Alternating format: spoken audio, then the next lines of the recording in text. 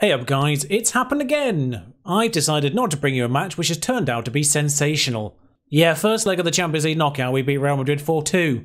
Nearly 4-0. If it wasn't for Melo's second and third goals of the season late on, it does give them a glimmer of a chance. A 3-0 victory of course in the return leg would do us, but it's hard to see how we're going to throw away from here. Famous last words of course. That's not in today's episode of the second leg of course. It is two Premier League games at the top of the table, where it's still pretty interesting.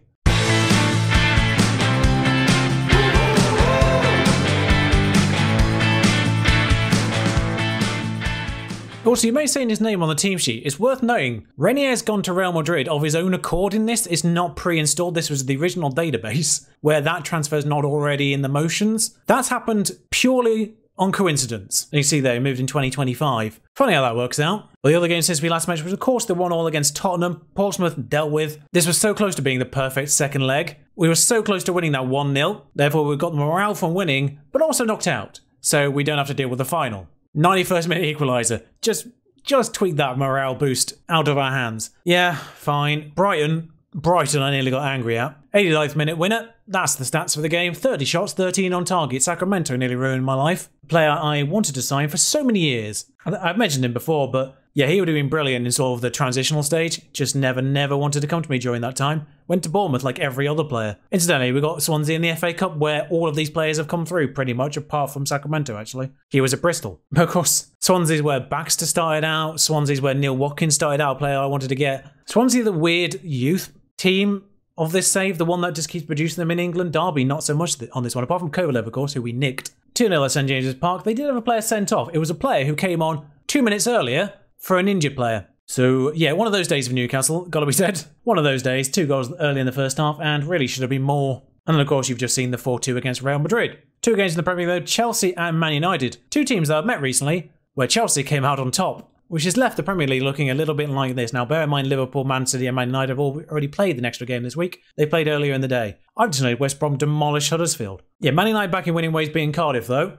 And Liverpool beating Man City. I feel like Liverpool have played quite a lot of the top teams lately. They've sort of had a lot of influence on this top of the table in recent weeks. But yeah, that West Ham striker is just scoring for fun now. He's at 20 goals, crying out loud. But it leaves us a few points clear. If we beat Chelsea here, we would be 6 points clear of Man United. Tottenham, of course, yet to play. And they played Norwich, of course, who have been problematic for a lot of teams of late. Or just this year in general, really. You look at the teams Norwich have beaten this year. Man City's in there, Tottenham are in there, we're in there, of course. Chelsea are in there as well. They've beaten some very, very good sides. But that being said, you kind of look through our history in the Premier League. It's happened again. It's vaguely similar to what happened last year. We had 2 losses early on. One to a team up there, and then one to a team that we probably shouldn't have been losing against. And then just barely losing after that point. It happened exactly the same. We're out in the Carabao Cup, that's fine, that's not a league thing. But we've been unbeaten since then in the league and every other competition. So what was looking to be a sort of a season of consolidation is now suddenly become another title challenge.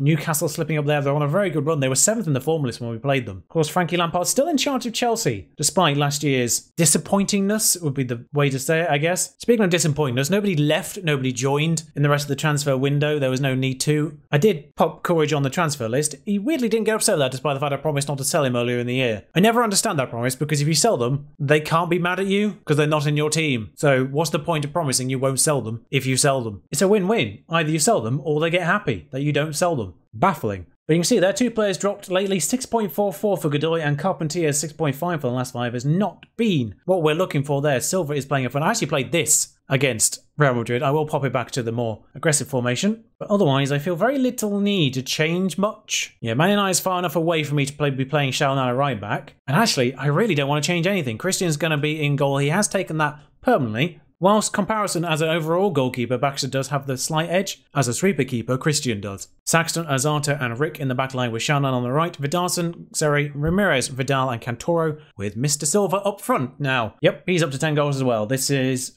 fine form for both our strikers this year. I think Silva, seeing all these good strikers come in, has bucked his ideas up a little bit. It's worth noting, Jonathan Gonzalez on loan at Valencia is having a sensational season as well. So it's going to be problematic when he comes back. Oh good, they put Nathan Watson up front this time. That's where he's meant to be. Although Tomori's at left back again. Now, strictly speaking, I don't want them to pick up exactly where they left off because that was conceding 2 goals. I would like you to pick up exactly where you left off in the first half against Real Madrid. That's where I want them to pick up from. Tie hamstring for Cantoro is marginally problematic with the bench that we've got. Of course, Pulisic doesn't make it these days. Saxton dances past number 15 on the left-hand side. Tomori actually does get the head on there. Falls to Xiaonan, who somehow doesn't really beat Vinicius Jr., but does in the end. More luck than judgment there. Of course, he gets booked. Only had 7 yellow cards this year. Admittedly, he's been obviously on international duty for a while, but yeah, not quite as many cards flowing in. What on earth? Sorry, are you okay there, number 12? Do you want the ball? Have you got a phobia? I mean, he ended up near it there. Seri scored as a result of that. I would love this replay to start with their number 12 just completely abandoning the ball there. He would have easily got onto that if he just decided to run towards it. But Cantoro ended up on it. Who is number 12? I think he's here. It's Dantas, who I praised ironically in the pre-match conference. And Seri just smashes that in on that right-hand side. Like, I've seen questionable judgments in my own defenders. A lot, really. But I've never seen it as blatant as that. Well, I mean, if the game engine's going to slip up, I'm glad it slipped him in our favour for once. Silva's coming through. He's lashed that at Farina. He's saved, though. He's saved. He's all good. Long throw for Saxton. He's not too shabby at these either. Of course, there's one advantage to Saxton. He's a better long thrower than any of our other left-backs. Saxton, Azata, Vidarson. Azata's a little far forward, and that is a audacious back pass. I'm worried by this. That doesn't get intercepted. Ramirez gets the head on. Does actually get it. I was expecting an interception there. Saxton. A little bit of spaced out exploit, maybe. Not quite. Saxton gets this one in. Delict is there. Vidarson heads it on again. Ramirez once more.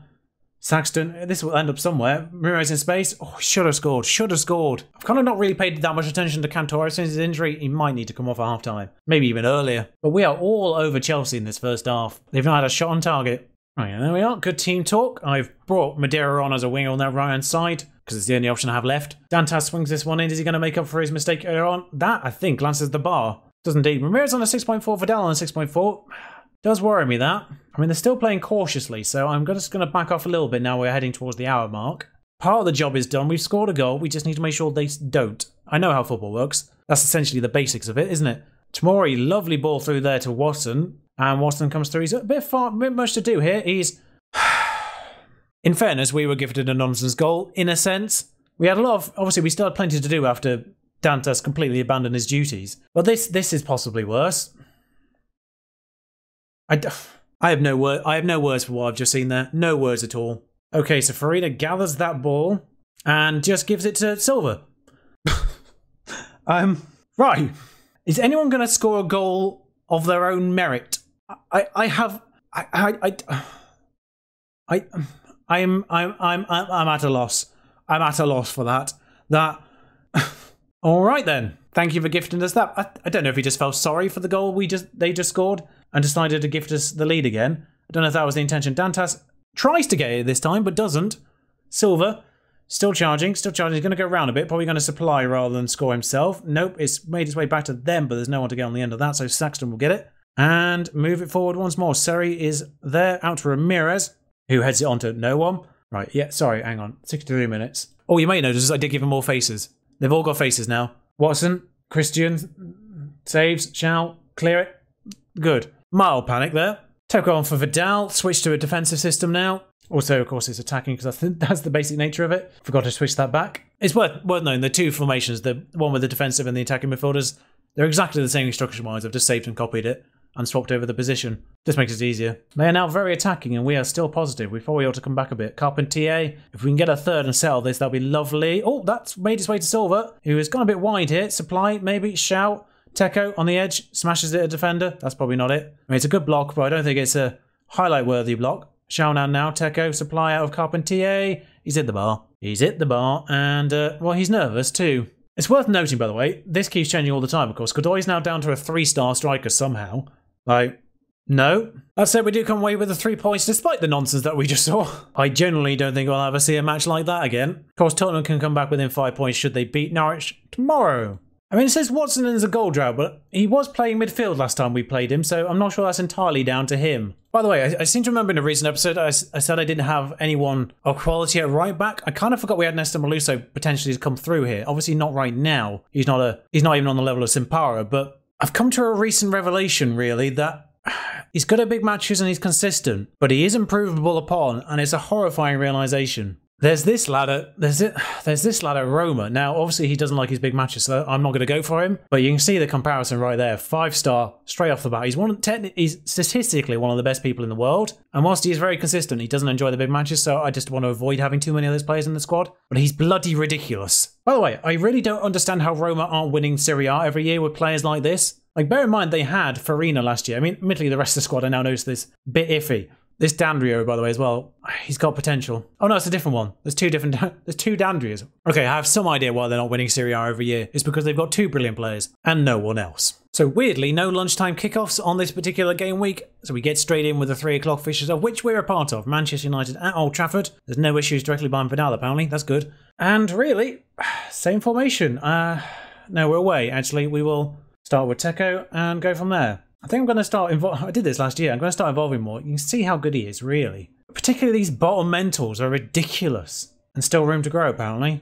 Consistent. There's no big game mentality either way. I mean, the tackling's quite good too. And it works so well against Real Madrid, of course, so yeah, that's the only change I'm making. Obviously, it shifts someone like Vidal slightly further forward, but other than that, that's what we're doing. He does have the number 6 shirt. Just realised that bit had the fan in. I really hope you couldn't hear that. Wait, hang on. Oh, that's a different Venturelli. It's a different Venturelli. That's not the Norwich one. That's the Milan one.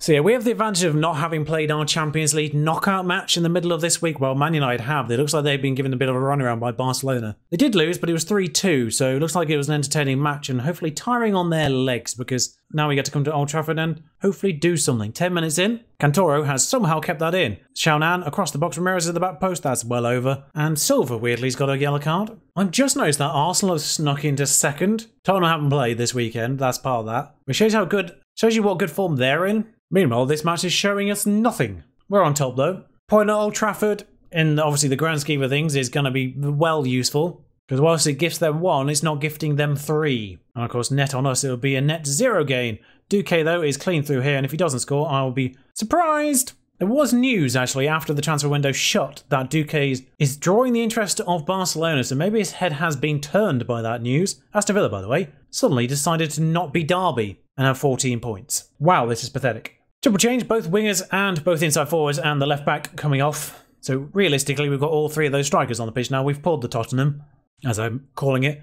Godoy hasn't really developed in that right side just because I've never really played him over there. Cantoro has been, by and large, imperious in that position. He's never really had a run of bad performances. He's had the odd one like he has today, but never a series of them like Ramirez has and realistically like Carpentier has. But the finishing firepower we've got on this pitch right now is sensational with Carpentier, Godoy and Silva all up there. He's been nabbed by Aarons, who I think he has actually been usurped by Brian Irving now, seemingly his first choice, although maybe that's just because he's played midweek. Tuchel requested that I bring Brian Irving up into the England squad, despite the fact he wasn't their starter, and Aarons is their starter. I don't know what world he was in, but why would I bring up your second choice right back when your first choice right back is also in my England squad, and Trent still exists? Well, that was thrilling. I mean, that really makes my decision to bring you Chelsea and Man United into question when I could have brought you the Real Madrid match in Chelsea, but never mind. These things happen. Real Madrid next time out with now second place Arsenal, of course. Might not be by the end of the week, but they're second place for now.